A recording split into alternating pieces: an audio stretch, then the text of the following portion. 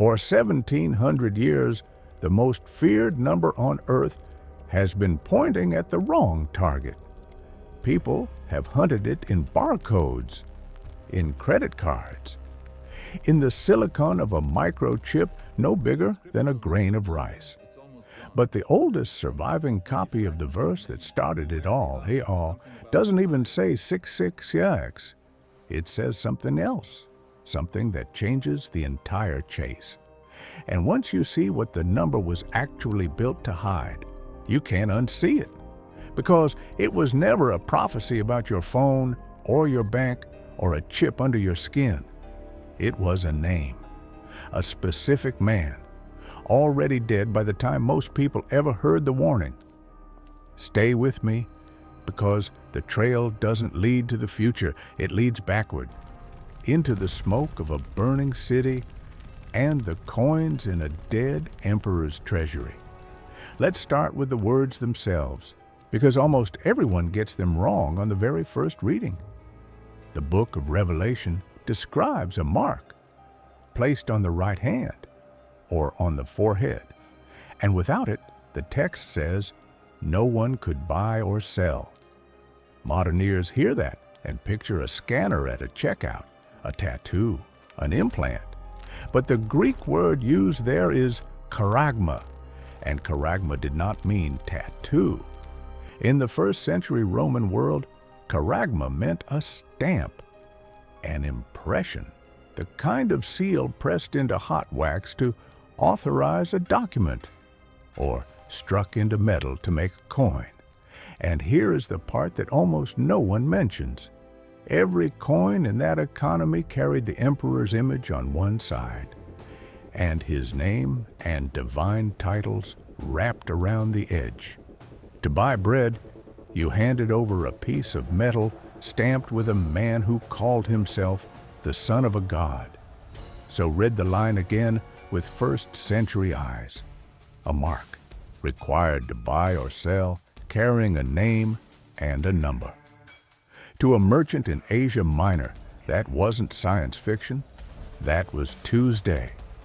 The mark of the beast wasn't describing technology that didn't exist yet.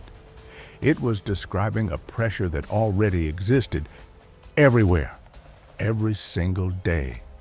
But if the mark was the emperor's stamp, then the number had to be the emperor's name. And that's where the real puzzle begins. The text practically dares you to solve it. It says, in the old phrasing, here is wisdom. Let the one who has understanding count the number.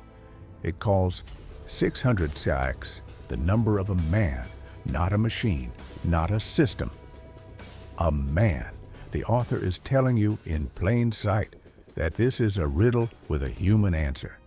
And the people who first read it knew exactly how to solve riddles like that, because they had a tool for it. That tool was called gematria. In Hebrew, in Greek, in Latin, letters doubled as numbers. Aleph was 1. Beta was 2. Every name carried a hidden sum, the way your name today carries a hidden total if you swap each letter for its place in the alphabet. People played with it, flirted with it. Archaeologists found graffiti scratched on a wall in Pompeii. A man confessing love for a woman, identified only by her number. I love her whose number is. And then the figure. So when the author of Revelation says, count the number, the original audience didn't reach for a metaphor.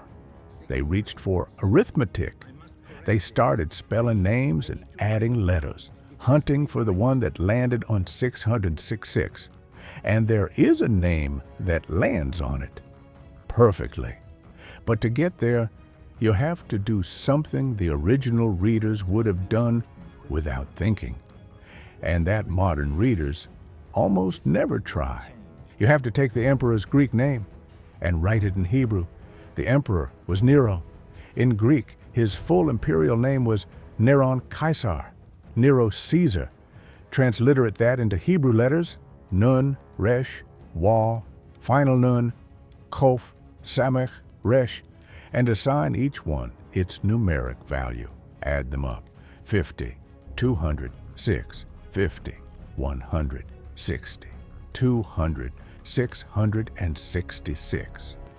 The number of the beast is the name of a Roman emperor, and not just any emperor, the one who, according to early Christian tradition, lit the first state persecution, the one who, the Roman historian Tacitus tells us, used Christians as human torches to light his gardens after Rome burned. It fits almost too well, and for a long time, skeptics said exactly that. Too neat, too convenient, the kind of answer you only find because you went looking for it. Then a scrap of papyrus turned the skeptic's own doubt into the strongest proof of all. Remember the anomaly from the very beginning. The oldest manuscript doesn't say 666. In 2005, scholars finished examining a fragment pulled from an ancient garbage heap at Oxyrhynchus in Egypt. It's cataloged as Papyrus 115. It dates to somewhere around the middle of the 3rd century, which makes it the oldest surviving copy of this passage on the planet. And where every later Bible reads 666, this one reads 616. For a moment, that looks like a problem. 2 different numbers, a contradiction, the kind of crack people use to dismiss the whole thing. But sit with it. If 6666 is just a random doomsday figure, there's no reason on earth it should ever drift to 616. Random numbers don't have cousins, unless the number was never the point, unless the number was only ever a disguise for letters. Here's the key that locks it shut. The Hebrew spelling of the Greek name, Neron, ends in an extra nun. That final nun is worth 50, but the Latin form of the name drops it. In Latin, he isn't Neron, he's Nero, 1 letter shorter. Take 50 away from 666, and you get 616.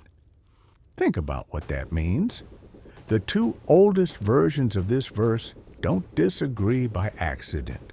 They disagree by exactly the value of 1 letter, the precise letter that separates the Greek spelling of the emperor's name from the Latin one. A Greek-speaking scribe writes 666. A Latin-speaking scribe, sounding the name out his own way, writes 616. 2 numbers, 1 man. The variant that should have broken the theory is the fingerprint that proves it. This is the moment the case stops being a guess and becomes something close to a confession. The text didn't just encode a name.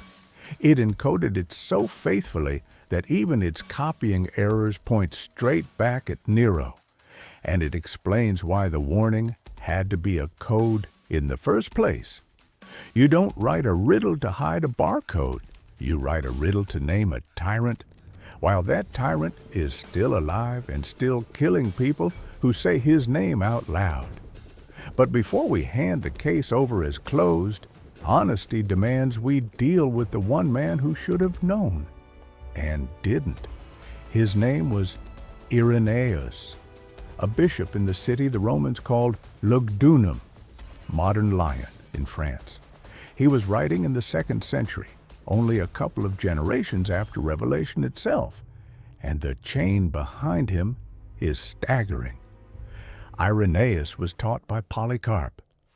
Polycarp, by tradition, was taught by the Apostle John, the very figure the book is attributed to. If anyone alive should have inherited the secret meaning of 666, it was this man.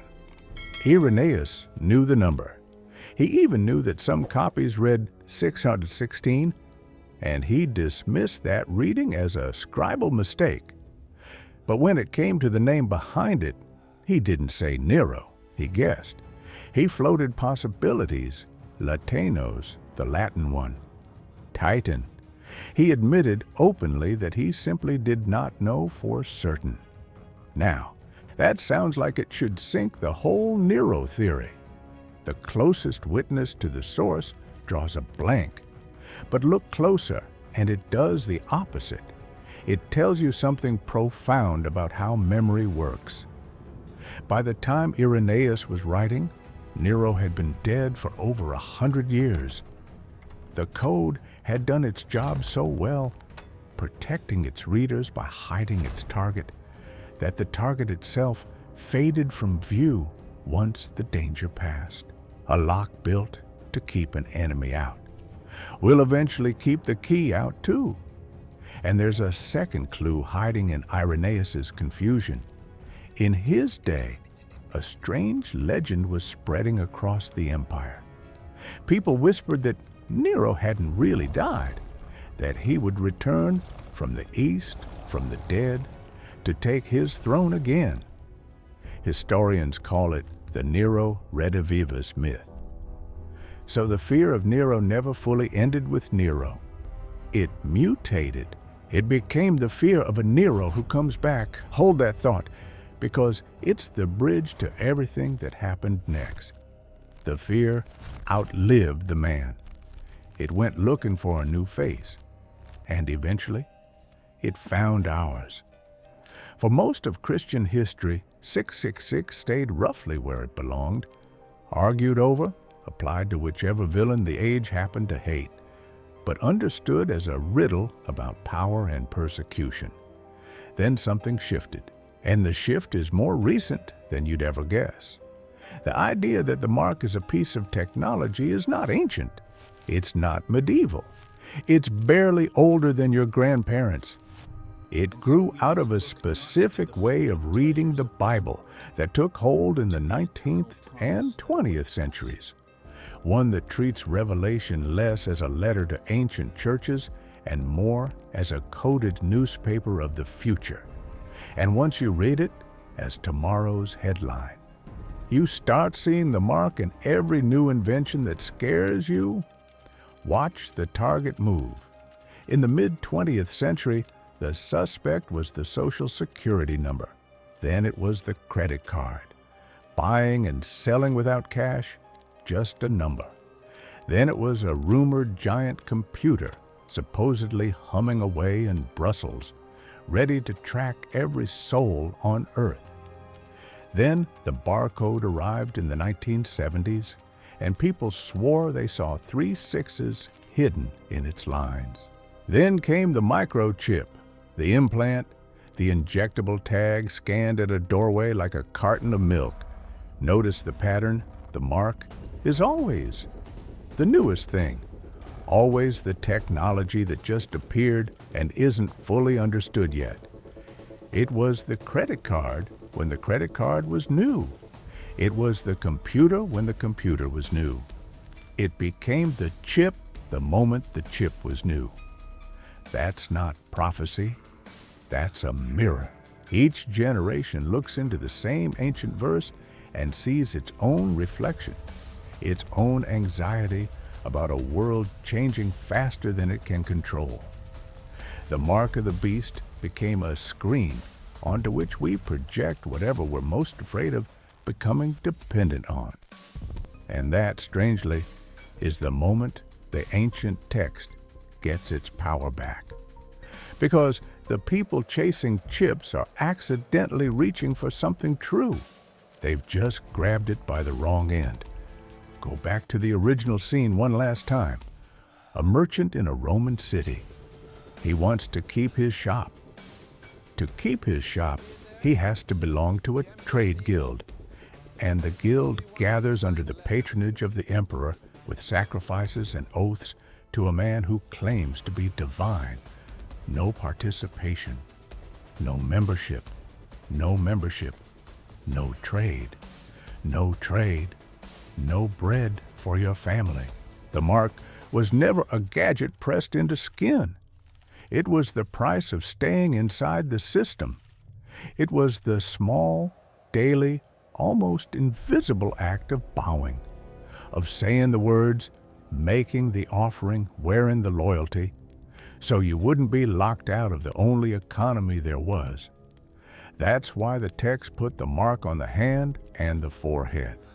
The hand is what you do. The forehead is what you believe. The warning is about the moment your actions and your loyalty get bought at the same time. So here is the reframe the chip hunters never reach. The frightening question in Revelation was, never will they put something in my body. It was something far harder and far older. What are you willing to sign? To keep buying and selling? What loyalty will you wear quietly just to avoid being shut out? Nero is dust. Rome is ruins. The coins with his face on them sit behind glass in museums now, harmless, collectible. But the pressure he represented didn't die with him. It never needed a chip. It only ever needed a person, standing at the edge of belonging, deciding what they'll bow to in order to stay inside. The mark of the beast was never a microchip. It was a choice. And the strange, uncomfortable truth is that it's the same choice, offered to you in 1,000 quiet ways, right now. The number pointed at a dead emperor, but the question it asked was always pointed at us.